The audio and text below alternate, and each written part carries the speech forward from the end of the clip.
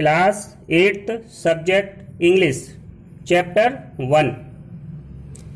देखिए पहले वहाँ तक पीछे पेज तक पढ़ा दिया था, अब यहाँ से पेज देखो। सब्जेक्ट येट टू स्टडी यानी विषय उन्हें पढ़ने पड़ते थे। इन हिज ओन वर्ड्स उनके स्वयं के शब्दों में, English became the medium of instruction in most subject from the 4th standard.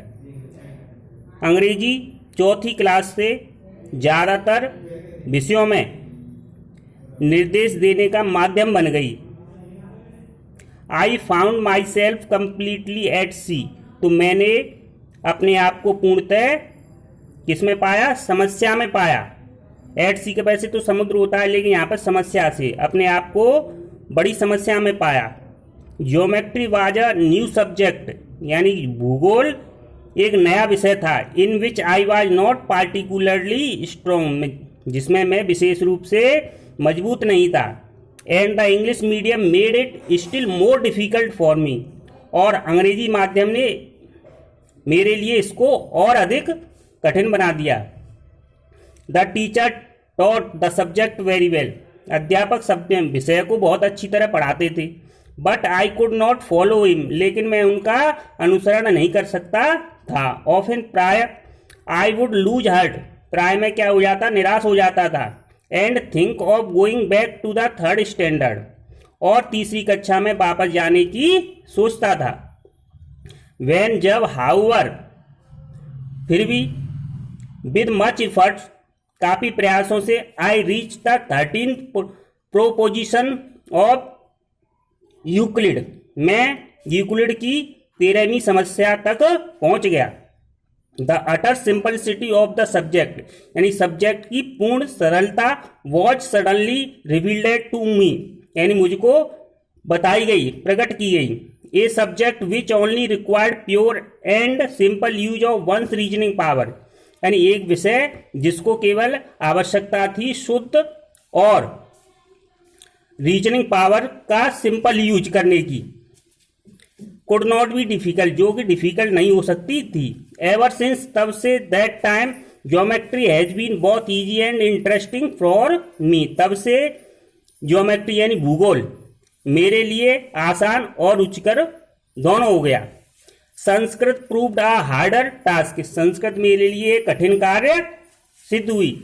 In geometry there was nothing to memorise, यानी जो हमें भूगोल में रटने के लिए कुछ नहीं था। जबकि इन संस्कृत में I thought everything had to learn by heart, मैं सोचता था कि प्रत्येक चीज को रटना पड़ता था।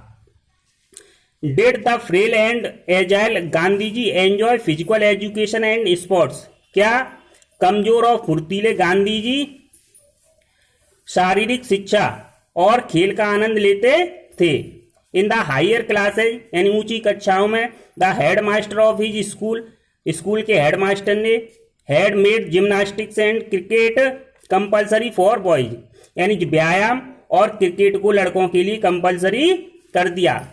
बट ही डिसलाइक्ड बोथ, लेकिन वह दोनों से क्या करते थे? घृणा करते थे।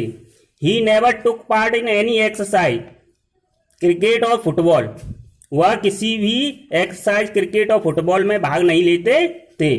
Before they were made compulsory, यानी जब ये कंपलसरी नहीं थे उससे पहले इसमें भाग नहीं लेते थे।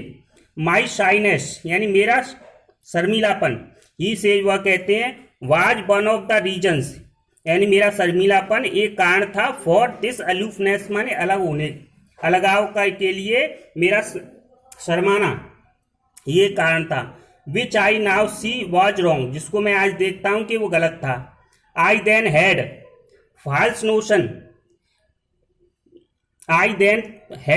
नोशन, तब मेरे मन में एक गलत विचार था। That gymnastics had nothing to do with education, यानी व्यायाम का शिक्षा से कुछ लेना देना नहीं था। टुडे आई नो, आज मैं जानता हूं, that physical training should have as much place in the curriculum as mental training, आज मैं जानता हूं कि शारीरिक शिक्षा मानसिक शिक्षा के रूप में एक पाठ्यक्रम में एक विशेष स्थान रखती है। एनदर रिग्रेट, और दूसरा पछतावा, that Gandhi ji felt in the later years, और दूसरा पछतावा जो गांधी जी ने आगे की वर्षों में महसूस किया, was about the neglect of handwriting, वो थी अपनी हैंड राइटिंग की उपेक्षा करना। Even until his days in England, यानी इंग्लैंड के दिनों तक, he had paid little attention to his handwriting, उन्होंने अपनी हैंड राइटिंग की तरफ बहुत कम ध्यान दिया था। बट लेकिन उसके बाद when he was in south Africa, जब वे साउथ अफ्रीका में थे, so the beautiful hand writing of lawyers and young man, और उन्होंने लॉयर, वकीलों और यंग मैन्स की सुंदर राइटिंग को देखा। बॉर्न, पैदा हुए, एंड एजुकेटेड देयर, और वहां पर शिक्षित हुए। ही रिपेंटेड ऑफ हिज नेग्लेक्ट, तो उन्हें अपने उस उपेक्षा पर पछतावा हुआ। टू कोट देम, उदाहरण देने के लिए, आई सॉ, मैं देखता था, that bad handwriting should be regarded as a sign of imperfect education, कि बुरी राइटिंग एक अपूर्ण शिक्षा के रूप में मानी जानी चाहिए। I tried later to improve mind, मैंने अपनी हैंड राइटिंग को सुधारने की बाद में कोशिश की, but it was too late, लेकिन मैं बहुत देर हो गई थी। I could never repair the neglect of my youth, मैं अपनी जवानी की गलती को कभी भी रिपेयर नहीं कर सका। Let every young man and women be warn by my example, प्रत्येक जवान आदमी औरत को मेरे उदाहरण से चेतावनी दी जानी चाहिए। एंड अंडरस्टैंड, और समझना चाहिए, that good hand writing is necessary part of education, कि अच्छी हैंड राइटिंग शिक्षा का एक जरूरी भाग है। ओके, इससे आगे फिर पढ़ा।